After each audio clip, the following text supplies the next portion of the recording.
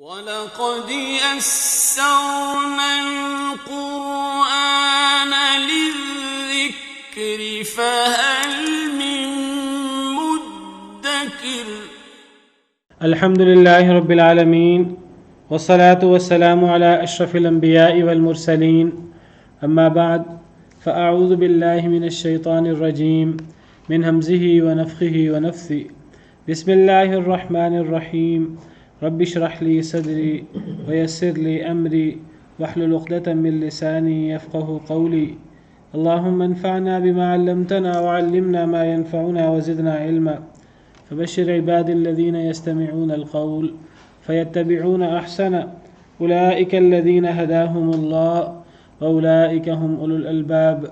بسم الله الرحمن الرحيم الذين كفروا وصدوا عن سبيل الله أضل أعمالهم والذين آمنوا وعملوا الصالحات وآمنوا بما نزل على محمد وهو الحق من ربهم كفر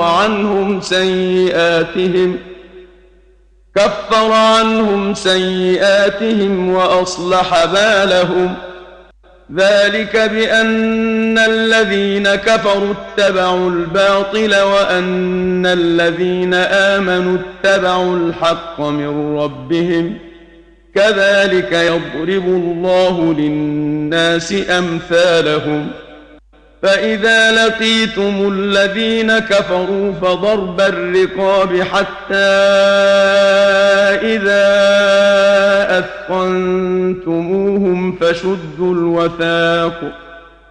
فشدوا الوثاق فإما منا بعد وإما فداء حتى تضع الحرب أوزارها ذلك ولو يشاء الله لانتصر منهم ولكن ليبلو بعضكم ببعض والذين قتلوا في سبيل الله فلن يضل أعمالهم سيهديهم ويصلح بالهم ويدخلهم الجنة عرفها لهم. أعوذ بالله من الشيطان الرجيم بسم الله الرحمن الرحيم الذين كفروا وصدوا عن سبيل الله أضل أعمالهم وہ لوگ جنہوں نے کفر کیا اور روکا اللہ کے راستے سے اضل اعمالهم اللہ نے ضائع کر دیے ان کے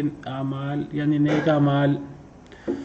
والذین آمنوا وعملوا الصالحات وآمنوا بما نزل على محمد اور وہ لوگ جو ایمان لائے وعملوا الصالحات اور جنہوں نے نیک عمل کیے وآمنوا بما نزل على محمد اور وہ ایمان لائے ساتھ اس کے جو نازل کیا گیا محمد صلی اللہ علیہ وسلم پر وَهُوَ الْحَقُّ مِن رَبِّهِمْ اور وہ حق ہے ان کے رب کی طرف سے كَفَّرَ عَنْهُمْ سَيِّئَاتِهِمْ مٹا دی یعنی اللہ نے عنہم ان سے سیئاتہم ان کی برائیاں وَأَصْلَحَ بَالَهُمْ اور اللہ نے اصلاح کر دی ان کی حالت کی. یعنی جو لوگ اللہ کے ساتھ اللہ کی وحی کے ساتھ اللہ کے انبیاء کرام علیہم السلام کے ساتھ کفر کرتے ہیں اور خود بھی کفر کرتے ہیں لوگوں کو اللہ کے راستے سے روکتے ہیں اللہ تعالیٰ ان کے نیک اعمال ضائع کر دیتے ہیں. قیامت کے دن ان کو ان کے نیک اعمال کا کوئی فائدہ نہیں ہوگا. ان کے کوئی نیک اعمال اگر ہیں تو ان کا بدلہ انہیں دنیا میں مل جائے گا. ان کے نیک اعمال ضائع ہو گئے.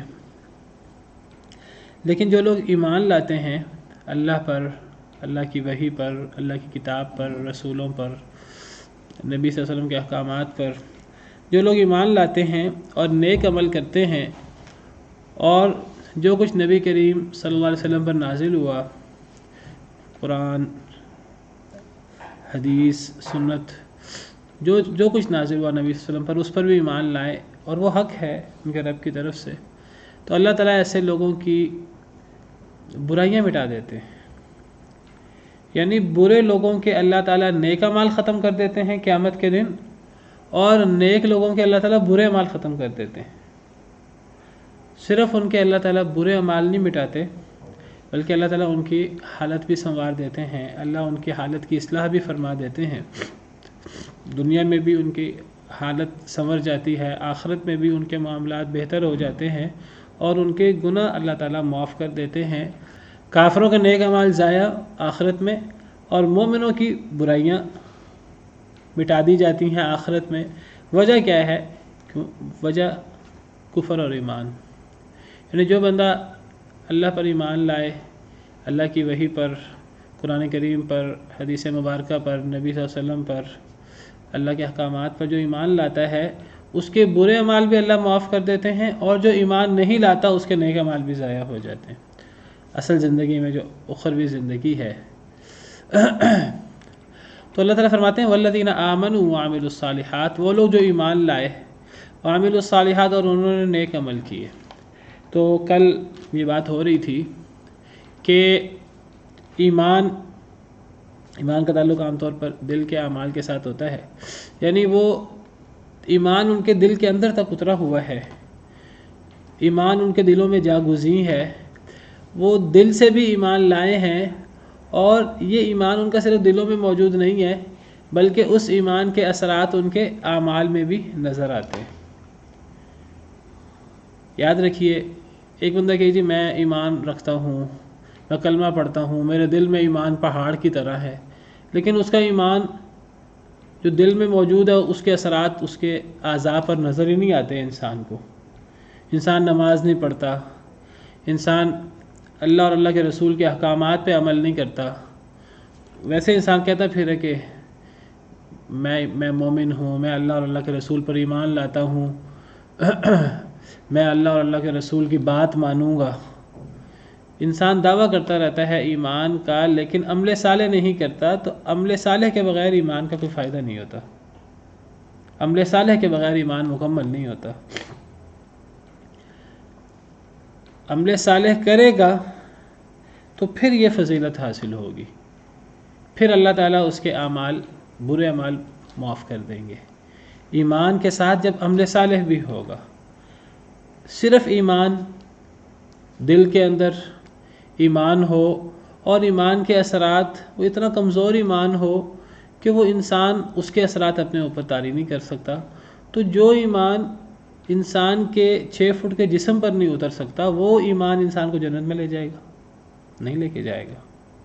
ایمان کے اثرات انسان سب سے پہلے انسان پر ہوں گے، انسان اپنے اوپر ایمان کو طاری کرے گا، اپنے اعضاء سے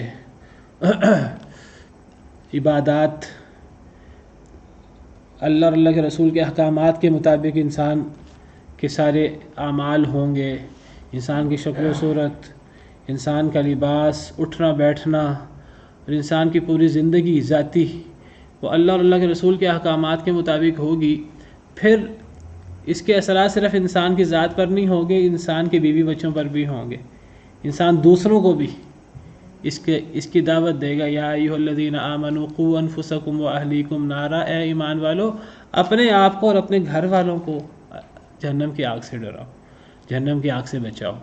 وَأْمُرْ أَهْلَكَ بِالصَّلَاةِ وَاسْتَبِرْ عَلَيْهَا، اے نبی صلی اللہ علیہ وسلم اپنے گھر والوں کو بھی نماز کا حکم دیں اور خود بھی نماز کی پابندی کریں۔ پھر وہ پابندی صرف نماز ہو یا دیگر اللہ کے احکامات ہوں، اس کی پابندی صرف انسان پر نہیں ہوتی، وہ انسان پر بھی ہوتی ہے اور انسان کے گھر والوں پر ہوتی ہے سب سے پہلے، پھر گھر والوں سے آگے نکل کر محلے پر اس کے اثرات پڑتے ہیں۔ انسان محلے والوں کو، قریبی لوگوں کو، جن سے ان کا میل ملاقات ہوتی ہے، جن کے ساتھ وہ اٹھتا بیٹھتا ہے، وہ ان کو اچھی بات کی تلقین کرتا ہے۔ والعصر ان الانسان لفی خسر الا الذین آمنوا وعملوا الصالحات وتواصوا بالحق وتواصوا بالصبر۔ تمام انسان، اللہ قسم کھا کر فرماتے ہیں سارے انسان خسارے میں ہیں، ہاں کون مستثنا ہیں؟ جو ایمان لائے، جنہوں نے نیک عمل کیے۔ صرف ایمان نہیں ہے، ایمان کے ساتھ ایمان کے اثرات ہیں انسان کی ذات پر بھی، اور پھر ذات پر نہیں صرف، وتواصوا بالحق، لوگوں کو بھی حق کی تلقین کی، لوگوں کو بھی اچھی بات کی تلقین کی، اور جب لوگوں کو اچھی بات کی تلقین کی جاتی ہے تو پھر آزمائش آتی ہے، پھر صبر کرنا پڑتا ہے، پھر لوگوں کی باتیں سننی پڑتی ہیں۔ تو وتواصوا بالحق وتواصوا بالصبر، پھر لوگوں کو حق کی تلقین بھی کرتا ہے اور پھر لوگوں کو خود بھی صبر کرتا ہے، لوگوں کو صبر کی تلقین بھی کرتا ہے، تو تب ایمان جا کے پورا ہوتا ہے۔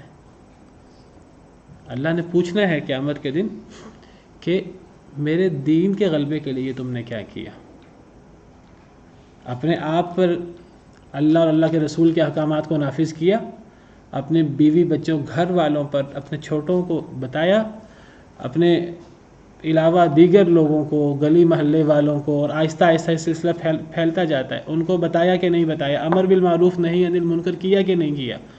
ایک بندہ خود بڑا نیک ہے لیکن وہ دوسروں کو اچھی بات نہیں بتاتا، بری بات سے نہیں روکتا، تو اللہ کا عذاب آئے گا، اور اللہ کے عذاب میں یہ بندہ بھی گرفتار ہوگا، حدیث مبارکہ کا مفہوم ہے۔ اور پھر یہ اثرات پھیلتے پھیلتے انسان کوشش کرے کہ انسان دنیا میں اللہ کا نظام نافذ کرنے کی کوشش کرے جتنی وہ کوشش کر سکتا ہے۔ اللہ نے نبی صلی اللہ علیہ وسلم کو کیوں بھیجا؟ اس لیے نہیں بھیجا کہ وہ اللہ کے احکامات پر خود عمل کر لیں، خود عمل کر کے دنیا سے چلے جائیں۔ وَالَّذِي أَرْسَلَ رَسُولَهُ بِالْهُدَى وَدِينِ الْحَقِّ لِيُظْهِرَهُ عَلَى الدِّينِ كُلِّهِ۔ اللہ نے اپنے پیارے نبی صلی اللہ علیہ وسلم کو بھیجا دین حق کے ساتھ، ہدایت اور دین حق کے ساتھ، تاکہ وہ اس کو دیگر ادیان پہ غالب کر دے۔ پوری دنیا میں انسان اللہ کے نظام کو نافذ کرنے کی کوشش کرے، جہاں انسان خرابی دیکھے انسان اس خرابی کو دور کرنے کی کوشش کرے، انسان اللہ کے دین کو غالب کرنے میں اپنی کوشش کرے۔ ابھی ہم پڑھیں گے آگے، یا ایھا الذین آمنوا ان تنصروا اللہ ینصرکم، اے ایمان والو اگر تم اللہ کی مدد کرو گے تو اللہ تمہاری مدد کریں گے۔ اللہ کی مدد سے کیا مراد ہے؟ اللہ کے دین کو غالب کرنے میں اپنی کوشش۔ حضرت عیسیٰ نے کیا فرمایا تھا؟ لوگوں سے یہ نہیں فرمایا تھا کہ نیک ہو جاؤ، نمازیں پڑھو، یہ نہیں کہا تھا، صرف لوگوں سے کہا تھا یا ایھا الذین آمنوا کونوا انصار اللہ، اے ایمان والو اللہ کے مددگار بنو۔ اللہ کے مددگار سے کیا مراد ہے؟ اللہ کے دین کو غالب کرنے میں میرے ساتھی بنو، میرے ممید و معاون بنو۔ تو یہ ہے اصل میں ایمان۔ وہ ایمان انسان دعویٰ کرتا رہے منہ سے، نہ انسان کے اوپر اس کے اثرات ہیں، نہ بیوی بچوں پر اثرات ہیں، نہ گلی محلے پر اثرات ہیں، نہ دیگر جتنا انسان کوشش کر سکتا ہے۔ حالات مشکل ہوں، انسان کو اللہ نے یہ پابندی نہیں لگائی کہ لازماً جو ہے وہ انسان لوگوں کو زبردستی روکے، انسان جو ہے وہ لوگوں پر جبر کرے۔ انسان نے دعوت دینی ہے، کوئی نہیں مانتا، کئی نبی ہوں گے ان کے ساتھ کوئی بھی نہیں ہوگا، لیکن وہ نبی کامیاب ہوں گے، انہوں نے اپنا فرض ادا کیا ہوگا۔ انسان کم از کم بتائے تو صحیح، خود تو اپنی اصلاح کرے، اپنے بیوی بچوں کو تو بتائے، قریب والوں کو بتائے۔ تو جو لوگ ایمان لائے اور جنہوں نے نیک عمل کیے، تو میں کل ذکر کر رہا تھا اور آج بھی میں چاہتا ہوں میں اس مسئلے کو زیادہ بہتر طریقے سے واضح کروں کہ عمل کے بغیر ایمان کی کوئی حیثیت نہیں ہے۔ اور یہ میں نے آپ کو ذکر کیا، جب یونانی فلسفہ آیا، جب یہ فلسفے اور یہ موش گافیاں شروع ہوئیں، کتاب و سنت سے لوگوں کا تمسک جب کم ہوا، لوگوں نے اب جو ہے وہ اپنے آپ کو جب شریعت کی جو پابندیاں ہیں ان سے لوگوں نے اپنے آپ سمجھا کہ ہم شریعت میں قیدی بن کے رہ گئے ہیں، ہم پر بڑی مشکلات ہیں، تو لوگوں نے کہا ہم اپنے آپ کو جو ہے نا یہ اللہ اور اللہ کے رسول کے جو احکامات ہیں تو ہم اتنی پابندیاں نہیں برداشت کر سکتے، تو بس ایمان لانا کافی ہے، ہم ایمان لے آئیں گے جنتی ہو جائیں گے، نیک عمل ہوتے ہیں تو ہو جائیں، نہیں ہوتے تو نہ ہوں، نیک عمل کا ایمان کے ساتھ کوئی تعلق نہیں ہے۔ تو گمراہ فرقے پیدا ہوئے شروع دور میں، اور انہوں نے کہا کہ بس ایمان لانا کافی ہے، عمل کرنے نہ کرنے سے کوئی زیادہ فرق نہیں پڑتا۔ جو بندہ ایمان لے آتا ہے، آمنت باللہ کہہ دیتا ہے، وہ جنت میں چلا جاتا ہے۔ ایک بندہ آمنت باللہ کہہ دیتا ہے، وہ چاہے اب گناہ گار ہے، چاہے وہ اب شراب پیتا ہے، چاہے وہ اللہ کے نافرمانی کرتا ہے، بس وہ ایمان لے آیا ہے۔ اب ایمان کے اعتبار سے وہ اور صحابہ کرام برابر ہیں، بلکہ صحابہ کرام سے آگے بڑھ کر نبیوں کا ایمان بھی، نبیوں کا ایمان اور اس کا ایمان، اس نے بھی تو آمنت باللہ کہا ہے، اس نے بھی تو ایمان کا دعویٰ کیا۔ بھئی ایمان کا دعویٰ کرنے سے کیا ایمان جو ہے وہ نیک لوگوں کی طرح، اللہ کے اولیاء کی طرح، صحابہ کرام کی طرح، نبیوں کی طرح کا ایمان ہو جائے گا؟ ایمان کا دعویٰ کرنے کے بعد اس کو ثابت کرنا پڑتا ہے عمل سے۔ عمل سے ایمان میں اضافہ ہوتا ہے، انسان جتنی قربانیاں دیتا ہے، جتنا عمل کرتا ہے، ایمان میں اضافہ ہوتا ہے، جتنا عمل کم ہوتا رہتا ہے ایمان میں کمی ہوتی رہتی ہے۔ ایمان کوئی ایسی چیز نہیں ہے جس کا عمل سے تعلق نہ ہو۔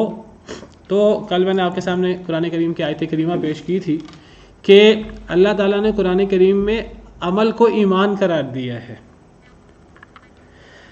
جب قبلہ چینج ہوا تو جو لوگ قبلہ چینج ہونے سے پہلے فوت ہو گئے تھے، اب ان کے بارے میں ان کے جو رشتہ دار تھے، دیگر ان کے ساتھی صحابہ کرام، ان کے دل میں اشکال پیدا ہوا کہ بھئی قبلہ تو اب بیت المقدس سے بیت اللہ ہو گیا ہے، جو لوگ بیت اللہ کی طرف قبلہ ہونے سے پہلے فوت ہو گئے تھے، اب ان کی نمازیں اللہ کے ہاں قبول ہوں گی کہ نہیں ہوں گی، کہیں ان کے عمل ضائع تو نہیں ہوں گے؟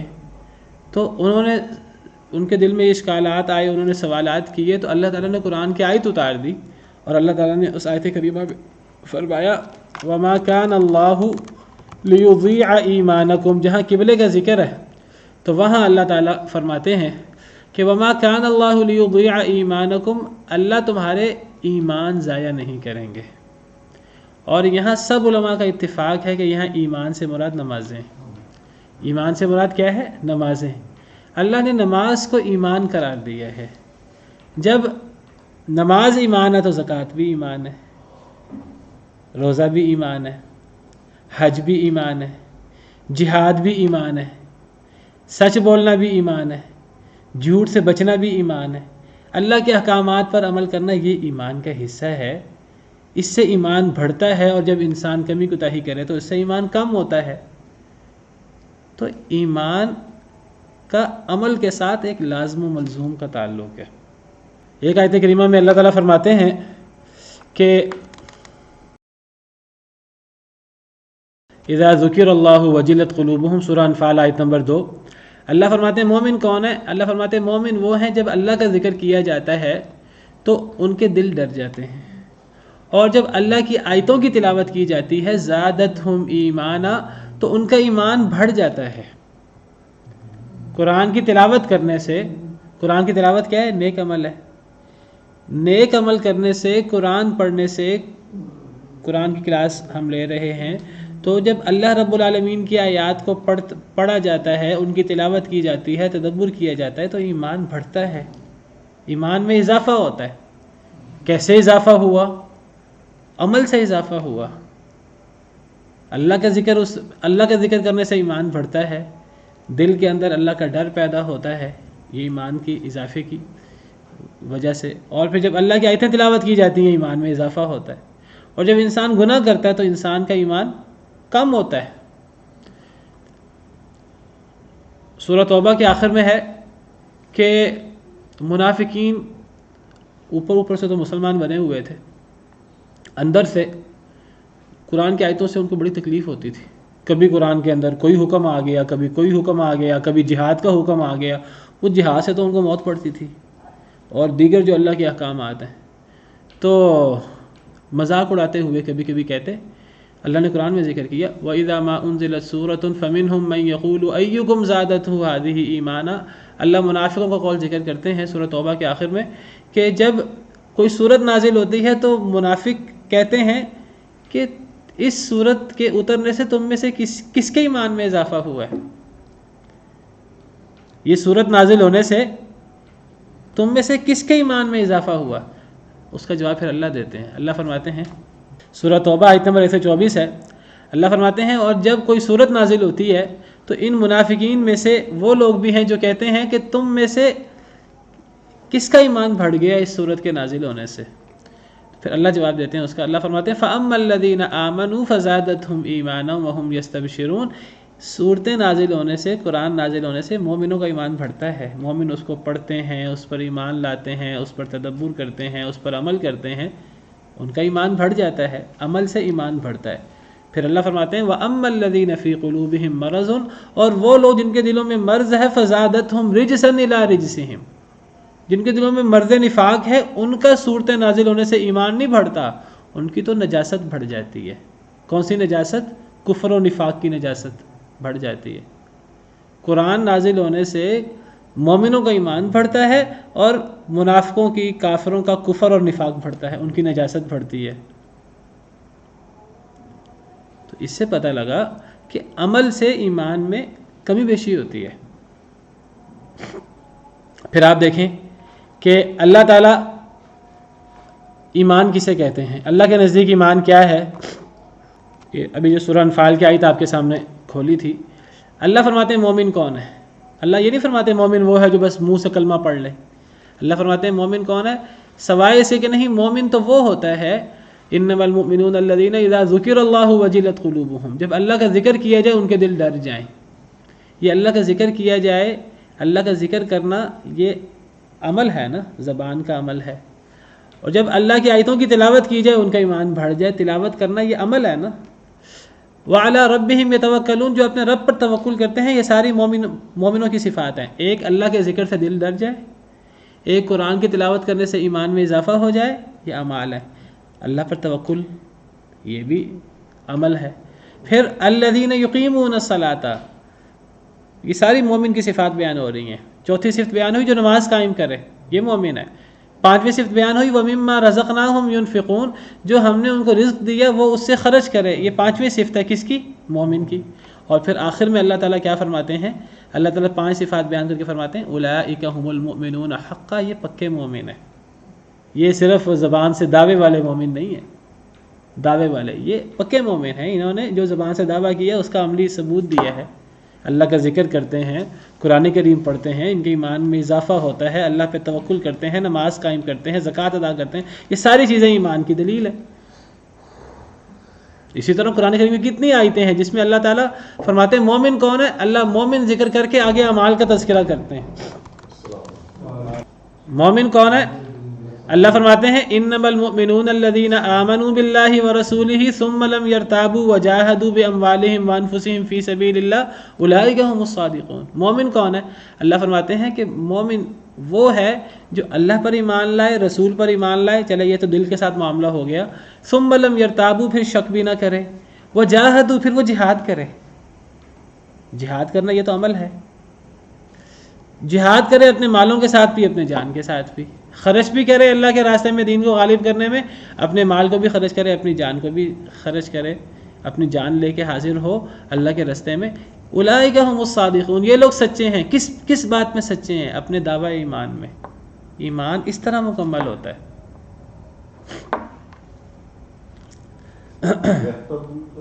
ثم لم یرتابوا، پھر وہ شک نہیں کرتے. مومن تو یہ ہوتا ہے. تو ایمان تو عمل کا نام ہے. بلکہ حدیث مبارکہ میں تو آتا ہے کہ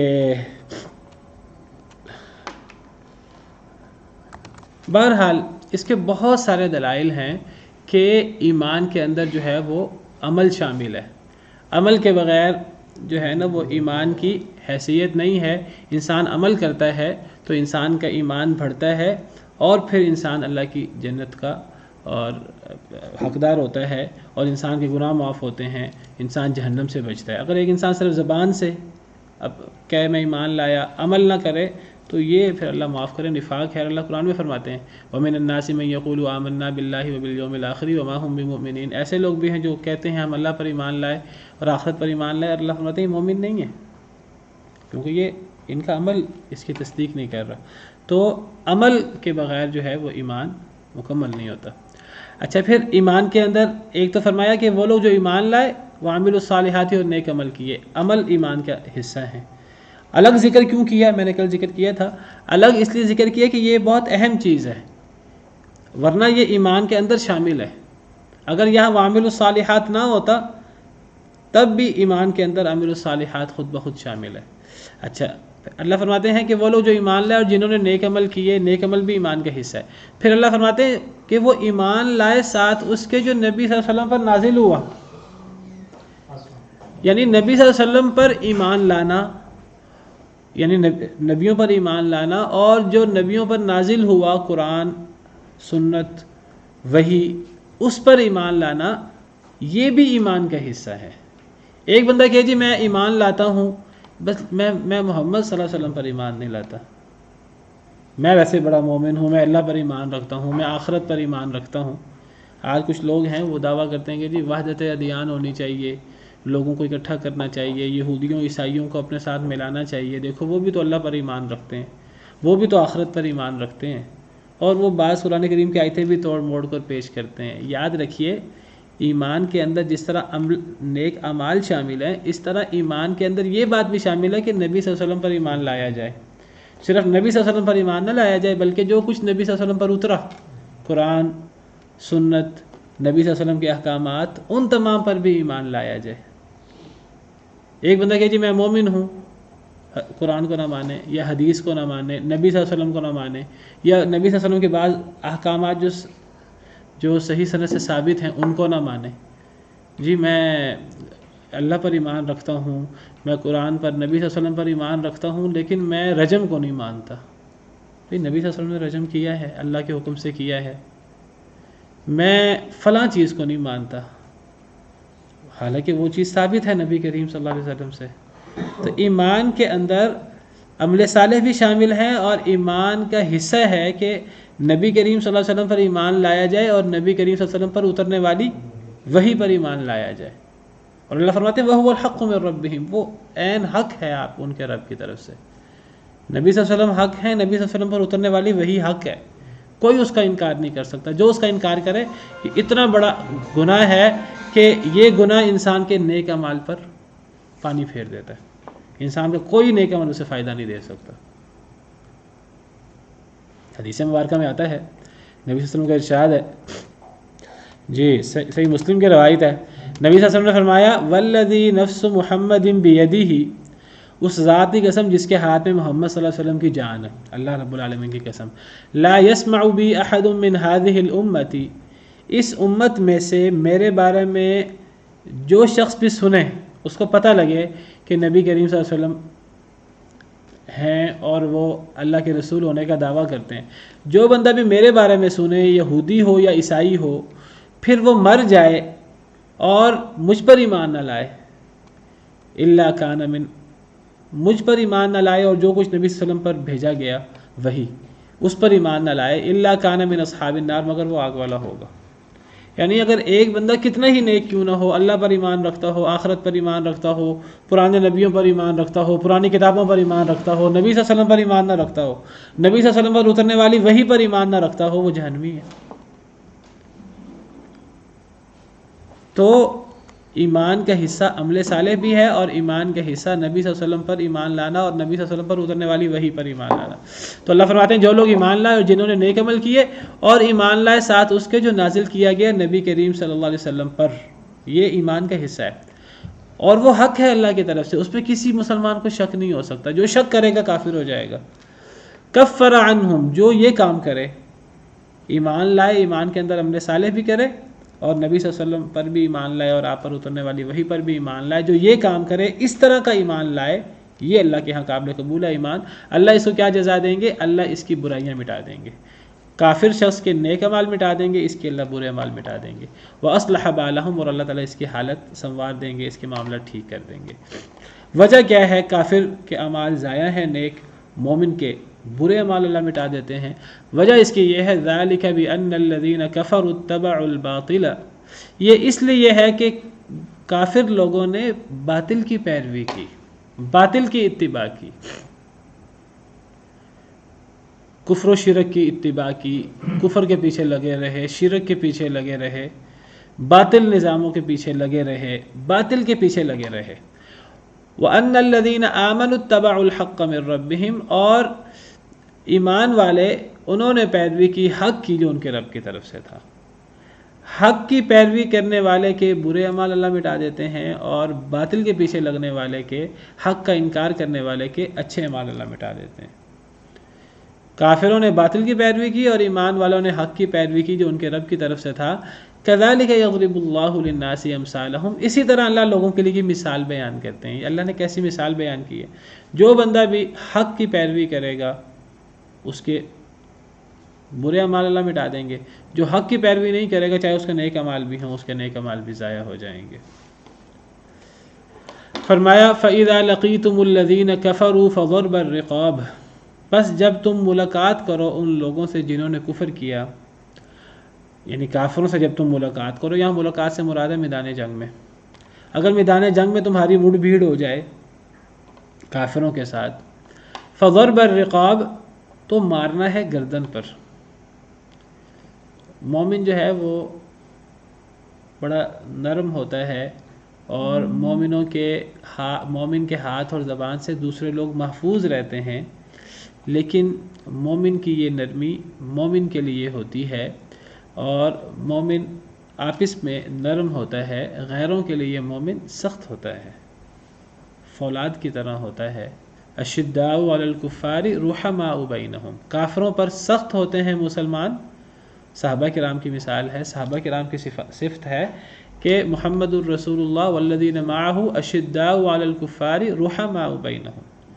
محمد صلی اللہ علیہ وسلم اللہ کے رسول ہیں اور جو ان کے ساتھی ہیں وہ کافروں پر سخت ہیں، مومنوں پر نرم ہیں. اور فرمایا ایک اور آیت میں اعزۃ اذلۃ علی المؤمنین اعزۃ علی الکافرین، کہ مومن کی صفت یہ ہے کہ مومنوں کے لیے نرم ہوتا ہے، ذلیل ہوتا ہے، اور کافر کے لیے وہ سخت ہوتا ہے. اور کب سخت ہوتا ہے؟ جب کافر مقابلہ کرے مسلمان کا، جب مسلمان کو وہ دبائے، بلا وجہ ظلم زیادتی کرے. اگر کافر بلا وجہ ظلم زیادتی کرے، مسلمان کو حق پر عمل کرنے سے روکے، اور اللہ تعالیٰ مسلمان کو طاقت دے، تو پھر مسلمان جو ہے وہ اینٹ کا جواب پتھر سے دیتا ہے. ہاں اگر مسلمانوں کے پاس طاقت نہ ہو، پھر اللہ تعالیٰ مسلمانوں کو صبر کرنے کا حکم دیتے ہیں. دعوت کے لیے اللہ تعالیٰ رواداری کا اور اللہ تعالیٰ نرمی کا حکم دیتے ہیں. کافر سے کافر شخص ہو، اگر دعوت دینی ہے تو حکمت کے ساتھ، اچھی خیر خواہی کے ساتھ، اور اگر کبھی ان سے بحث و مباحثہ بھی کرنا پڑے تو اچھے طریقے سے. اللہ فرماتے ہیں بحث و مباحثہ کرو. ادعو الی سبیل ربک بالحکمۃ والموعظۃ الحسنۃ وجادلہم باللتی ہی احسن. اگر کافر کو دعوت دینی ہے تو اللہ تعالیٰ بدتر سے بدتر کافر کے بارے میں فرماتے ہیں. حضرت موسیٰ کو حکم دیا، حضرت ہارون کو حکم دیا، جو دنیا کے نیک ترین اپنے زمانے میں اللہ کے نبی تھے. تو اللہ نے فرمایا کہ تم فرعون کے پاس جاؤ، جو اس وقت دنیا کا بدبخت ترین شخص تھا. اللہ نے فرمایا کہ اس کے پاس جاؤ اور اس سے نرمی سے بات کرنا. فقولا لہ قولا لینا لعلہ یتذکر او یخشی. نرمی سے بات کرو گے تو ممکن ہے کہ اسے نصیحت حاصل ہو، ممکن ہے کہ وہ ڈر جائے اللہ تعالیٰ سے. دعوت کے لیے مسلمان نرم رویہ اختیار کرتا ہے کافر سے بھی.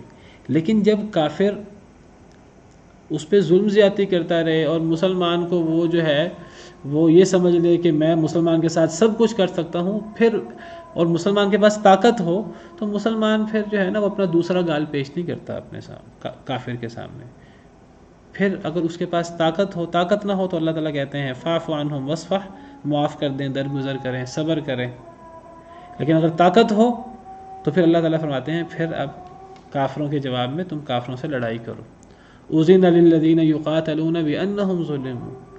مسلمانوں کو اب اجازت دے دی گئی ہے ہتھیار اٹھانے کی، اینٹ کا جواب پتھر سے دینے کی. کیوں؟ بانہم ظلموا، اس لیے کہ ان پر ظلم ہوا ہے. ان پر ظلم ہوا مکہ مکرمہ میں 13 سال. اب مدینہ منورہ میں انہوں نے ہجرت کی ہے، اللہ نے اب ان کی ریاست، ان کی حکومت مستحکم کر دی ہے، چاہے وہ تھوڑے ہیں، لیکن اب اللہ نے اجازت دے دی ہے. اب کافروں کا اب جو زیادتیاں ہوں گی ان کا جواب دیا جائے گا. تو اللہ فرماتے ہیں جب تم کافروں سے ملاقات کرو، یا ملاقات سے مراد میدان جنگ میں ملاقات کرنا ہے. اگر میدان جنگ میں کافروں سے آمنا سامنا ہو جائے، اب وہاں نرمی اور وہاں اب وہ قول لین کی بات نہیں ہے، اب گردنوں پر مارو سیدھا، اب قتل کرو انہیں. حتی اذا اثخنتموہم، حتیٰ کہ جب تم خوب خون بہا چکو. اثخنتموہم ساخانون، اس کا مطلب ہوتا ہے خوب قتل و غارت کرنا، خون ریزی کرنا، تباہ و برباد کر دینا. جب تم کافروں پر حاوی ہو جاؤ اور خوب ان کو قتل کرو اور خوب ان کو تہ تیغ کر دو، اب کیا کرو پھر؟ فشد الوثاق، پھر بڑی سختی سے باندھ دو. جو کافر بچ جائیں انہیں بھی نہیں چھوڑنا، انہیں باندھ دینا، انہیں قیدی بنا لو. جو میدان جنگ میں تمہاری تلوار کے نیچے آئے اس کے تو گردن اڑا دو، گردن پر مارو. اور جب تم خوب قتل کرو کافروں کو، جو بچ جائیں تو پھر ان کو اب سختی سے ان کی مشقیں کس لو. فشد الوثاق، اب ان کو باندھ لو سختی کے ساتھ. فإما مَنًّا بَعْدُ، بس یا تو احسان کرنا ہے اس کے بعد، وإما فداءً، اور یا تو فدیہ لے لینا ہے. حتیٰ تضع الحرب اوزارها، حتیٰ کہ رکھ دے جنگ اپنا بوجھ، حتیٰ کہ جنگ ختم ہو جائے. یعنی اب میدان جنگ میں اگر ٹاکرا ہوا، اب یہاں نرمی، اب یہاں کوئی نرمی نہیں ہے، اب یہاں گردنوں پر وار کرنا ہے. اور جب خوب تم جو ہے وہ ان کو تم تہ تیغ کر لو، خوب خون بہا چکو، اب جو بچ جائیں ان کو اب چھوڑنا نہیں ہے، اب ان کو بھاگنے نہیں دینا، اب ان کو مشقیں کس لو، اچھی طریقے سے باندھ لو، قیدی بنا لو۔ اب قیدی بنانے کے بعد کیا کرنا ہے؟ اب یا تو احسان کر دو، احسان کر کے چھوڑ دو، یا پھر کیا کرو، یا پھر فدیہ لے کے چھوڑ دو، حتیٰ کہ جنگ اپنا بوجھ رکھ دے۔ حتیٰ کہ جنگ اپنا بوجھ رکھ دے کیا مطلب؟ حتیٰ کہ کافر اب اپنی زیادتیوں سے باز آ جائیں، کافر مسلمان ہو جائیں یا اپنی تم پر زیادتیوں سے باز آ جائیں، اب تم نے ان کی قتل و غارت کرنی ہے میدان جنگ میں، اور ان کو جو بچ جائیں ان کو باندھ دینا ہے، اور پھر کیا کرنا ہے؟ اب یا تو بغیر پیسے لیے چھوڑ دو، احسان کر کے چھوڑ دو، یا پھر پیسے لے کے چھوڑ دو، فدیہ لے لو۔ اب یہاں دو صورتوں کا ذکر ہے قیدیوں کے بارے میں۔ ایک صورت یہ ہے کہ احسان کر کے انسان چھوڑ دے، کوئی پیسے نہ لے ان سے، اور دوسرا طریقہ کار ہے کہ انسان فدیہ لے کے چھوڑ دے۔ یہ احکامات جنگ بدر کے بعد کے ہیں۔ جنگ بدر میں فدیہ لیا گیا، آپ کو پتہ ہے، لیکن اللہ تعالیٰ اس پر اللہ نے تنبیہ فرمائی، اور اللہ نے فرمایا کہ نبی کا کام یہ نہیں تھا کہ جب اللہ نے نبی کو غلبہ دیا تو پھر نبی جو ہے فدیہ لیتا۔ اللہ نے وہاں تنبیہ فرمائی ہے جنگ بدر کے معاملے میں، قرآن کی آیت ہے، ما کان لنبی ان یکون له اسری حتی یثخن فی الارض۔ نبی کے لائق نہیں تھا کہ اگر نبی کے پاس قیدی ہوں پھر وہ زمین میں خون نہ بہائے۔ نبی کو وہاں خون بہانا چاہیے تھا، قیدیوں کو قتل کر دینا چاہیے تھا۔ تریدون عرض الدنیا، تم دنیا کا سامان چاہتے ہو، تم نے فدیہ لیا، مال و دولت تم نے لی، اللہ آخرت چاہتے ہیں۔ فرمایا کہ جب تم خوب خون بہا چکو، کافروں کو قتل کر چکو، فشد الوثاق، تو انہیں مضبوطی سے باندھ لو۔ اب قیدی بنانے کے بعد اب امام کو اختیار ہے، حکمران کو اختیار ہے کہ یا تو وہ احسان کر کے چھوڑ دے بغیر کوئی فدیہ لیے، یا پھر وہ فدیہ لے کر پیسے لے کر چھوڑ دے، حتیٰ کہ جنگ اپنا بوجھ رکھ دے، حتیٰ کہ کافر پھر آئندہ زیادتی سے باز آ جائیں۔ وعلیکم السلام ورحمۃ اللہ وبرکاتہ۔ تو میں ذکر کر رہا تھا کہ یہ آیت کریمہ جنگ بدر کے بعد نازل ہوئی۔ جنگ بدر میں جو فدیہ لیا گیا اللہ تعالیٰ نے اس پر تنبیہ فرمائی۔ اصل میں نبی کریم صلی اللہ علیہ وسلم نے جب جنگ بدر میں 70 قیدی ہو گئے، 70 مردار ہو گئے کفار کے، اور 70 قیدی بن گئے۔ اب نبی صلی اللہ علیہ وسلم نے صحابہ کرام سے مشورہ کیا کہ ہمیں کیا کرنا چاہیے، تو حضرت ابوبکر صدیق نے اور بعض صحابہ کرام نے مشورہ دیا کہ یہ لوگ کافر ہیں لیکن رشتے میں ہمارے خونی رشتہ دار بھی لگتے ہیں، کوئی بھائی ہے کسی کا، کوئی کسی کا باپ ہے، کوئی کسی کا بیٹا ہے، اور پھر یہ بھی ممکن ہے کہ اللہ تعالیٰ ان کو توفیق دے اور یہ لوگ مسلمان ہو جائیں، تو پھر ہمیں کچھ روپے پیسے کی بھی ضرورت ہے، مال بھی ہمارے پاس نہیں ہے، بڑے مشکل حالات ہیں، تو اگر ہم ان کو قتل نہ کریں اور اگر ہم ان کو چھوڑ دیں اور فدیہ لے کر چھوڑ دیں تو ہمارے پاس کچھ مال و دولت بھی اکٹھا ہو جائے گا، اور ممکن ہے کہ یہ لوگ مسلمان بھی ہو جائیں۔ تو یہ مشورہ دیا حضرت ابوبکر صدیق نے اور دیگر بعض صحابہ کرام نے۔ حضرت عمر نے اور دیگر بعض صحابہ کرام نے مشورہ دیا نہیں، ان کو قتل کر دیا جائے۔ انہوں نے کہا اس لیے ان کو قتل کیا جائے کہ یہ اسلام کی پہلی جنگ ہے، اور اس جنگ میں یہ جنگ اتنی اہم ہے کہ اللہ نے اسے یوم الفرقان قرار دیا ہے، حق اور باطل میں فرق کا دن ہے، یہ یوم الفرقان ہے۔ تو اب اس جنگ میں اسلام کا غلبہ اور اسلام کا جو زور ہے وہ پوری طرح واضح ہونا چاہیے۔ تو وہ اسلام کا غلبہ پوری طرح واضح اس طرح ہوگا کہ جو مردار ہوئے وہ تو مردار ہو گئے، بڑے بڑے سردار مارے گئے تھے، اور جو قیدی ہوئے ہیں تو ان کو بھی قتل کر دیا جائے، تو کافر لوگوں کو جرأت نہیں ہوگی آئندہ کہ وہ مسلمانوں پر ظلم کر سکیں، زیادتی کر سکیں، اور پوری طرح مسلمانوں کا غلبہ ظاہر ہوگا۔ بلکہ حضرت عمر نے تو یہاں تک کہا کہ ہمارے رشتہ دار ہیں وہ، لیکن وہ خونی رشتہ دار ہیں، دینی اعتبار سے تو وہ کافر ہیں، ہم مسلمان ہیں، ہر رشتہ دار کو اس کے رشتہ دار کے حوالے کیا جائے، ہر رشتہ دار اپنے رشتہ دار کو اپنے ہاتھ سے قتل کرے۔ حضرت عمر نے یہاں تک کہا۔ نبی کریم صلی اللہ علیہ وسلم جو ہیں وہ نرم دل تھے، آپ نے حضرت ابوبکر صدیق وغیرہ کی رائے کو اپناتے ہوئے آپ نے فدیہ لے کر ان کو چھوڑ دیا. تو اللہ تعالیٰ نے تنبیہ نازل فرمائی اور اللہ نے فرمایا کہ نبی کے لائق یہ نہیں تھا کہ اگر نبی کے قیدی تھے تو پھر نبی خون نہ بہاتا. نبی کو ان قیدیوں کا خون بہانا چاہیے تھا، قتل کرنا چاہیے تھا. اللہ نے فرمایا تریدون عرض الدنیا، تم دنیا کا سامان چاہتے ہو، تم نے فدیہ لیا ہے، تم دنیا کا سامان چاہتے ہو. واللہ یرید الآخرہ، اللہ تو آخرت چاہتے ہیں. یہاں فدیہ نہیں لینا چاہیے تھا، یہاں قتل کرنا چاہیے تھا. واللہ عزیز الحکیم، اللہ بہت غالب بہت حکمت والے ہیں. پھر اللہ نے فرمایا لولا کتاب من اللہ سبق، اگر یہ لکھا نہ ہوتا، پہلے تقدیر میں یہ بات لکھی نہ ہوتی پہلے سے کہ فدیہ لیا جائے گا جنگ بدر کا، لمسکم فیما اخذتم عذاب عظیم، البتہ چھوتا تمہیں اس میں جو تم نے پکڑا بڑا عذاب، تمہارے فدیہ لینے پر پھر تم پر عذاب آتا. لیکن اب اللہ فرماتے ہیں کہ اب چونکہ یہ معاملہ ہو چکا ہے اور کوئی اللہ کا حکم کوئی بہت صریح نہیں تھا نبی صلی اللہ علیہ وسلم کے سامنے، مسلمانوں کے سامنے کہ آپ فدیہ نہیں لے سکتے، اللہ کا بھی حکم بھی کوئی صریح اترا نہیں تھا، کوئی نبی صلی اللہ علیہ وسلم نے مسلمانوں نے اللہ کے حکم کی کوئی صریح مخالفت نہیں کی تھی. ویسے بس انہوں نے رائے اختیار کی کہ ہم قتل کریں کہ ہم فدیہ لے لیں، تو فدیہ کی رائے اختیار کر لی گئی. اللہ کے حکم کی کوئی صریح مخالفت بھی نہیں تھی. تو اللہ نے فرمایا کہ اللہ نے معاف کر دیا ہے، اگر پہلے سے تقدیر نہ ہوتا اللہ سزا دیتے. فکلوا مما غنمتم حلالا طیبا، اب جو تم نے مال غنیمت حاصل کیا ہے، فدیہ لیا ہے، اس کو تم اب حلال اور طیب سمجھ کے کھا سکتے ہو. اللہ سے ڈرو، اللہ تعالیٰ معاف کرنے والا رحم کرنے والا. تو جنگ بدر کے لیے اللہ نے فرمایا کہ قتل ہونے چاہیے تھے قیدی. لیکن اب سورہ محمد میں اللہ تعالیٰ خود فرما رہے ہیں کہ اب جو قیدی ہیں ان کو احسان کر کے آزاد بھی کیا جا سکتا ہے اور ان سے پیسے لے کر فدیہ لے کر ان کو چھوڑا بھی جا سکتا ہے. یہاں دو چیزوں کا ذکر ہوا ہے. تو علماء کرام کہتے ہیں قرآن اس آیت میں جنگ بدر کے حوالے سے جو سورہ انفال کی آیتیں ہیں وہ اور دیگر آیات اور احادیث کو مد نظر رکھتے ہوئے وہ کہتے ہیں کہ یہ دو اختیارات بھی ہیں قیدی کے بارے میں، اور یہ اختیار بھی ہے کہ قیدیوں میں سے بعض قیدیوں کو قتل کر دیا جائے یا سب قیدیوں کو قتل کر دیا جائے. اگر یہ ڈر ہو کہ یہ لوگ آئندہ بھی مسلمانوں پر حملہ آور ہوں گے اور یہ کفر کے امام ہیں تو پھر قتل کرنا بھی جائز ہے.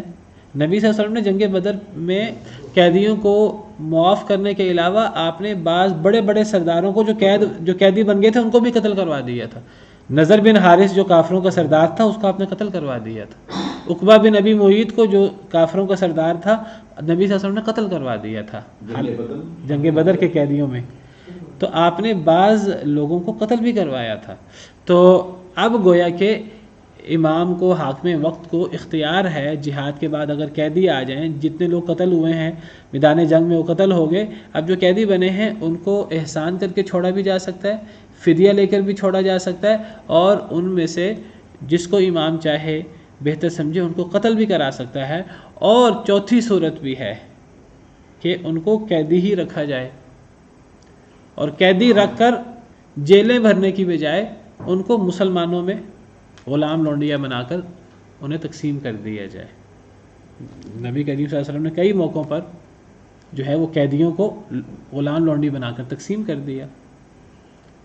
نبی صلی اللہ علیہ وسلم نے کئی جنگوں کے بعد یہ معاملہ کیا. تو اب 4 صورتوں میں امام کو اختیار ہے کہ یا تو ان قیدیوں کو قتل کر دیا جائے اگر امام بہتر سمجھے، یا ان کو احسان کر کے چھوڑ دیا جائے، کوئی پیسے نہ لیے جائیں، یا ان کو فدیہ لے کر چھوڑ دیا جائے، کوئی پیسے لے کے چھوڑ دیا جائے، اور یا پھر ان کو قیدی ہی رکھا جائے اپنے پاس، لیکن ان کو جیل میں رکھ کر خالی ہاتھ ان کو حکومت کھلاتی رہے اور وہ کوئی کام نہ کریں اور حکومت ان کو کھلاتی رہے، تو خزانے پر بوجھ بننے کی بجائے ان کو مسلمانوں میں غلام لونڈی بنا کر تقسیم کر دیا جائے. یہ 4 چیزوں کا اختیار ہے حاکم وقت کو، جو چیز بہتر ہو تو حاکم وقت اس کو کر سکتا ہے.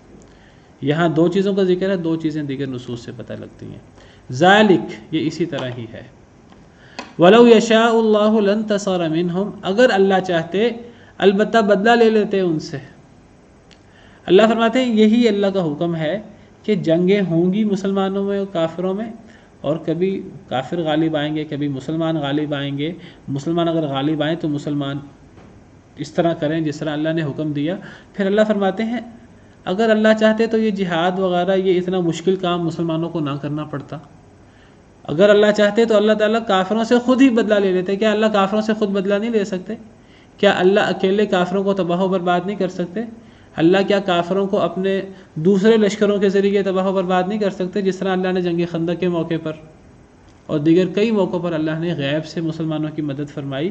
اللہ تعالیٰ چاہتے تو اللہ تعالیٰ خود ہی بدلہ لے لیتے کافروں سے، مسلمانوں کو میدان جنگ میں آنے کی اور مسلمانوں کو اپنا خون بہانے کی، اپنا مال ان کو استعمال کرنے کی ضرورت بھی نہ پڑتی. اللہ چاہتے تو اللہ خود ہی بدلہ لے لیتے، لیکن وَلَٰكِن لِيَبْلُوَ بَعْضَكُم بِبَعْضٍ، لیکن تاکہ اللہ آزمائے تم میں سے بعض کو بعض کے ساتھ. بھی اگر اللہ چاہتے تو اللہ خود ہی بدلہ لے لیتے، لیکن اگر اللہ تعالیٰ خود بدلہ لے لیتے پھر دنیا میں آزمائش تو نہ ہوتی. آزمائش ہوتی ہے جہاد سے، جب جان قربان کرنی پڑتی ہے، جان بھی دو پہ لگ جاتی ہے اور انسان اللہ کے لیے تیار ہو جاتا ہے، تو پھر اصل میں پتہ لگتا ہے کہ کون مومن ہے. اور جب مال اللہ کے راہ میں جب ہر چیز قربان کرنی پڑتی ہے اور مومن لوگ قربان کر دیتے ہیں.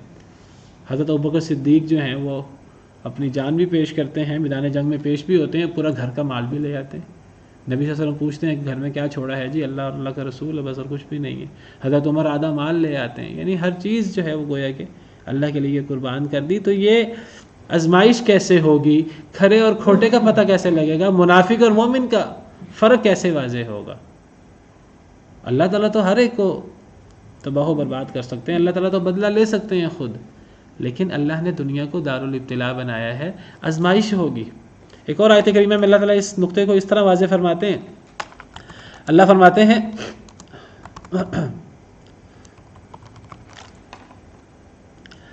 سورہ آل عمران آیت نمبر 142، ام حسبتم ان تدخلوا الجنۃ، کیا تمہارا خیال ہے تم جنت میں ایسے ہی داخل ہو جاؤ گے؟ جنت اتنی سستی نہیں ہے، اللہ نے ایسے ہی نہیں دے دینی. وَلَمَّا يَعْلَمِ اللَّهُ الَّذِينَ جَاهَدُوا مِنكُمْ وَيَعْلَمَ الصَّابِرِينَ، ابھی تک اللہ نے جہاد کرنے والوں کو نہیں جانا، ابھی تک اللہ نے صبر کرنے والوں کو نہیں پہچانا. جہاد کا موقع آئے گا تو کئی لوگ جہاد کریں گے اور جو اللہ سے وعدے کیے ہیں اس وعدے کو پورا کر کے دکھائیں گے، صبر کا لوگ مظاہرہ کریں گے، تو اب اللہ تعالیٰ جو ہے وہ جنت اس کے بدلے میں دیں گے. تو یہ آزمائش ہوگی. آزمائش کیسے ہوگی؟ اگر اللہ تعالیٰ مدد کریں تو پھر آزمائش کیسے ہوگی؟ تو اللہ تعالیٰ دنیا کو دارالابتلاء، دنیا دارالامتحان ہے، تو اللہ تعالیٰ آزمائش کرتے ہیں. اللہ کہتے ہیں مسلمان اٹھیں، مسلمان محنت کریں، اپنی جان لے کر حاضر ہوں، مال لے کر حاضر ہوں، دین کے غلبے کے لیے سب کچھ قربانی کا جذبہ دکھائیں، اور کہیں جان قربان کرنی پڑی جان قربان کریں، تو پھر اللہ جنت بھی دیں گے اور انسان دنیا کے اندر کامیاب ہوگا. تو یہ دنیا آزمائش کا گھر ہے. اس آزمائش کے بغیر اللہ چاہیں تو اللہ تعالیٰ خود بدلہ لے لیں. اگر اللہ چاہتے اللہ تعالیٰ بدلہ لے لیتے ان سے، یعنی کافروں سے، خود ہی اللہ بدلہ لے لیتے، اللہ ان کو شکست دے دیتے. وَلَٰكِن لِيَبْلُوَ بَعْضَكُم بِبَعْضٍ، لیکن تاکہ وہ آزمائے تم میں سے بعض کو بعض کے ساتھ. وَالَّذِينَ قُتِلُوا فِي سَبِيلِ اللَّهِ فَلَن يُضِلَّ أَعْمَالَهُم، جو لوگ شہید کر دیے گئے اللہ کے راستے میں، فَلَن يُضِلَّ أَعْمَالَهُم، اللہ کبھی بھی ان کے اعمال ضائع نہیں کریں گے، ان کے اعمال کبھی رائے گاہ نہیں ہوں گے. ان کی یہ شہادت، ان کے یہ جذبے، یہ اللہ کے ہاں محفوظ ہو جائیں گے، ان کا بدلہ ملے گا، وہ کبھی بھی ضائع نہیں ہوں گے. سَيَهْدِيهِمْ وَيُصْلِحُ بَالَهُمْ، اللہ ان کو ہدایت دیں گے اور اللہ ان کے حالات بہتر کر دیں گے. اللہ ان کو رستہ دکھائیں گے. کون سا رستہ؟ شہادت کے بعد جنت کا رستہ اللہ ان کو دکھائیں گے. اللہ ان کے حالت ٹھیک کر دیں گے. وَيُدْخِلُهُمُ الْجَنَّةَ عَرَّفَهَا لَهُمْ، اللہ ان کو داخل کریں گے جنت میں، عَرَّفَهَا لَهُمْ، جس کی اللہ نے انہیں پہچان کرا دی ہے. اللہ اس جنت میں انہیں داخل فرمائیں گے. اللہ فرماتے ہیں کہ اللہ چاہیں تو اللہ خود ہی کافروں کو شکست دے دے، مسلمانوں کو ہاتھ لانے کی ضرورت نہ پڑے، لیکن پھر آزمائش نہیں ہوگی. اللہ چاہتے ہیں آزمائش ہو بعض کی بعض کے ساتھ. اب جو لوگ شہید ہو گئے، جن کا مال ضائع ہو گیا، تو ان لوگوں کا عمل رائے گاہ نہیں ہوا. اللہ ان کے عمل کبھی بھی رائے گاہ نہیں کریں گے. ان کو اللہ جنت دیں گے، ان کی حالت بہتر کریں گے. اللہ ان کو جنت میں داخل کریں گے جس کے اللہ نے انہیں پہچان کرا دی ہے قرآن کریم میں. جنت کی فلاں فلاں نعمتیں ہیں. جب انسان جنت میں جائے گا، انسان کو پہلے سے جنت کی پہچان ہوگی. انسان کو پہلے سے پتہ ہوگا میرا ٹھکانہ جنت میں فلاں جگہ پر ہے. انسان کو جنت میں جا کے اپنا ٹھکانہ تلاش کرنے کی ضرورت بھی نہیں ہوگی. انسان خود بخود اپنے ٹھکانے پر پہنچ جائے گا. جنت کی نعمتیں اللہ نے دنیا کے اندر اس کی پہچان کرا دی ہے. تو بہرحال یہ دنیا اللہ نے آزمائش کے لیے بنائی ہے. اس آزمائش کے لیے دنیا کے اندر جو ہے وہ امتحان ہوتا ہے، اور پھر جو اللہ کے لیے قربانیاں دیتے ہیں ان کے لیے جنت ہے۔ سبحان ربک رب العزت عما یصفون وسلام علی المرسلین والحمد للہ رب العالمین۔ في رحبه تحلو الحياة شوقا